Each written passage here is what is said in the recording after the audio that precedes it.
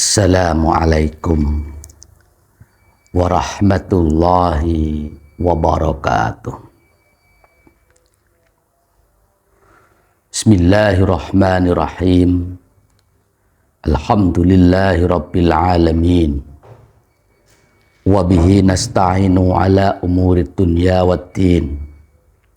Wassalatu wassalamu ala asrafil anbiya'i wal mursalin.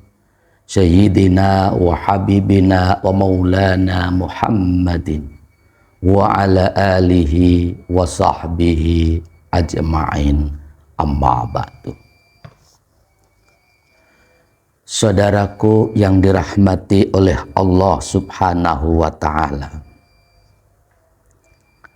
dalam kajian sebelumnya sedikit Al-Fakir menjelaskan tentang 6 perkara hukuman yang diberikan oleh Allah subhanahu wa ta'ala bagi siapapun yang meremehkan terhadap ibadah sholat 5 waktu, yaitu 6 perkara ketika ia masih hidup di panggung dunia fana ini.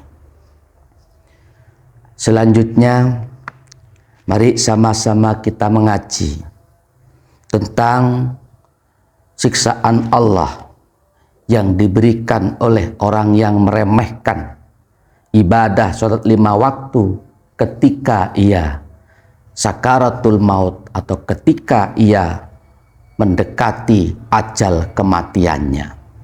Mari sama-sama kita kaji.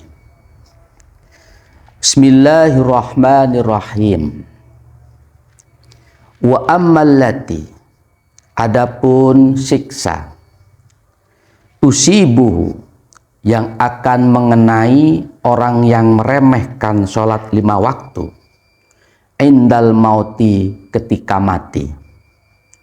Fal'ula, yaitu yang pertama, ayyamuta, ia akan mati, zalilan, dalam keadaan hina. Wasaniyatu, yang kedua, ayyamuta, ia akan mati jai'an, dengan keadaan kelaparan. Wasalisatu, yang ketiga, ayyamuta, ia akan mati absanan, dengan keadaan kehausan. Walau sukia, walaupun diminumkan, biharud dunia, air lautan, air beberapa lautan dunia, marawiya, maka ia tidak akan mampu menyegarkannya.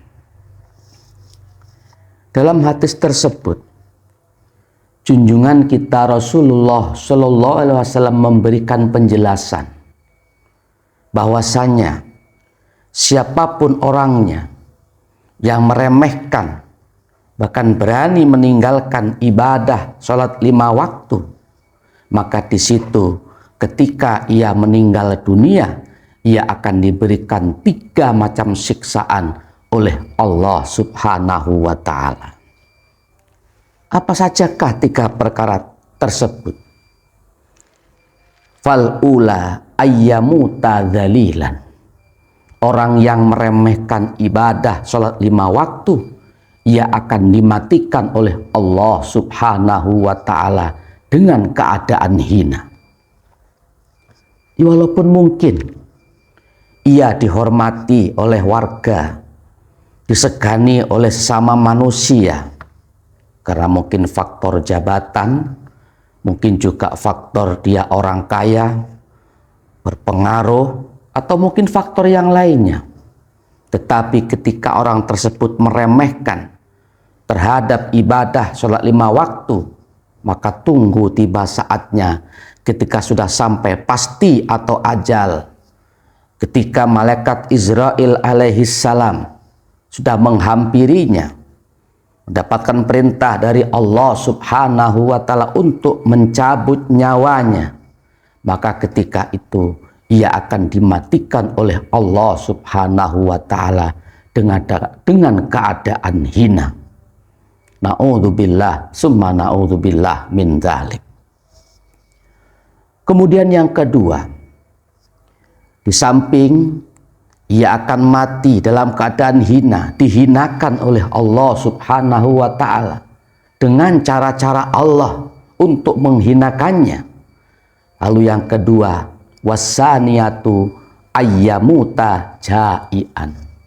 Ia akan mati dalam keadaan kelaparan. Sebagaimana yang telah sama-sama kita maklumi, kita sebagai seorang yang beriman kepada Allah Subhanahu wa ta'ala meyakini dan mengimani akan adanya kehidupan setelah kematian, akan adanya siksa ketika orang tersebut menjelang wafatnya atau ketika sakaratul maut, ketika malaikat Israel datang menghampiri seseorang yang telah sampai pasti ajal kematiannya, maka ketika itu ia akan merasakan betapa sakitnya sakaratul maut. Saking sakitnya, disebutkan dalam penjelasan lain, ada seseorang yang dihidupkan kembali oleh Nabi Isa alaihissalam.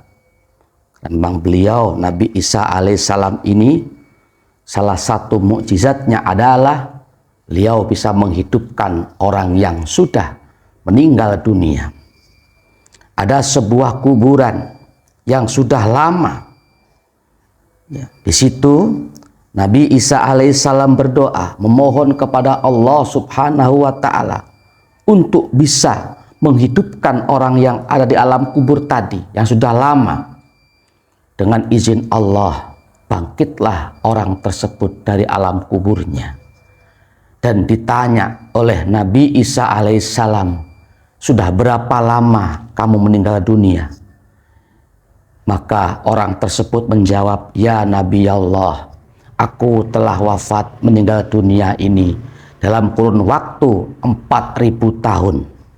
Namun demikian, sampai detik ini hari masih belum hilang rasanya. Masih ada rasanya sakitnya sakaratul maut. Sakitnya tercabutnya roh dari jasadku oleh malaikat Israel alaihissalam.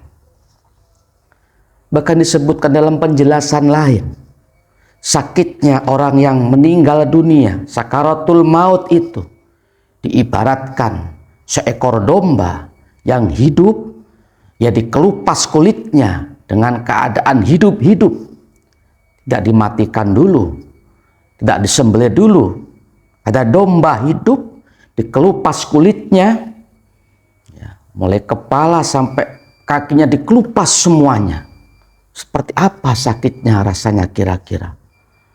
Tidak tanggung-tanggung, itu sakitnya pasti luar biasa. Itu lipat 70 kali perumpamaan orang yang sedang dicabut nyawanya oleh malaikat Israel alaihissalam. Di samping itu pula, ketika orang meremehkan ibadah sholat, di samping ia akan merasakan sakitnya sakaratul maut, dia akan kelaparan.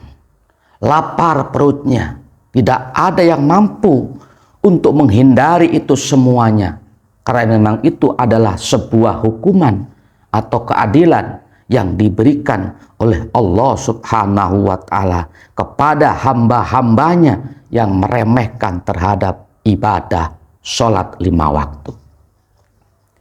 Ini yang kedua, ayyamuta jai'an.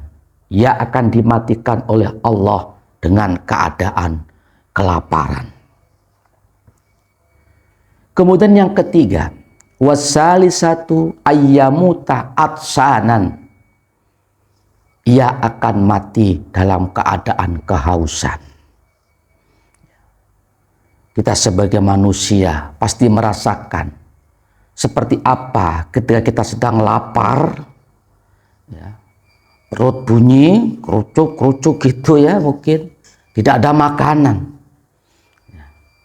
Sebagaimana kita berpuasa misalkan, kita merasakan seperti apa pahitnya lapar, seperti apa rasanya dahaga. Itu baru ujian dunia dalam berpuasa. Bagaimana ketika kita diberikan kelaparan oleh Allah ketika kita hendak wafat? Begitupun seperti apa hausnya.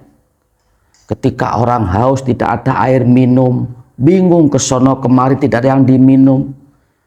Ketika di dunia mungkin tidak seberapa, karena mungkin cepat atau lambat, jika Allah menghendaki, pasti akan menemukan air minum untuk diminumnya, segar kembali. Tapi berbeda manakala haus itu merupakan sebuah siksa dari Allah. Ketika ia sedang sakaratul maut, maka tidak ada satupun makhluk yang bisa menolongnya. Bahkan itu disebutkan, walau sukia biharud dunya marowiya. Sekalipun ia diminumi dengan seluruh air lautan yang ada di muka bumi ini, marowiya, maka tidak akan mampu untuk menyegarkan atau menghilangkan rasa dahaga yang ia rasakan. Saudaraku yang dirahmati oleh Allah Subhanahu wa Ta'ala, itulah 3 perkara ancaman Allah yang akan diberikan oleh siapapun yang meremehkan sholat ketika ia sedang atau mau meninggal dunia. Yang pertama, ia akan ayyamuta dzalilan, ia akan mati dalam keadaan terhina.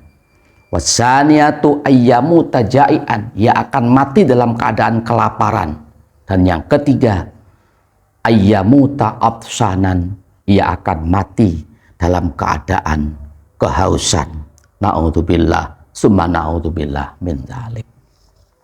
Mudah-mudahan Allah Subhanahu wa Ta'ala senantiasa memberikan taufik, hidayah, maunah kepada kita semuanya, sehingga kita diberikan kemudahan oleh Allah untuk menjalankan ibadah sholat 5 waktu, hingga kita termasuk golongan orang-orang yang beruntung dan bukan orang-orang yang celaka, baik di dunia fana ini, terlebih-lebih di akhirat nanti. Amin, amin, ya Rabbal Alamin. Sedikit yang Al-Fakir dapat sampaikan. Apabila ada salah dan kurangnya, mohon dibukakan pintu maaf yang sebesar-besarnya. Hadanallah wa iyyakum ajmain. Assalamualaikum warahmatullahi wabarakatuh.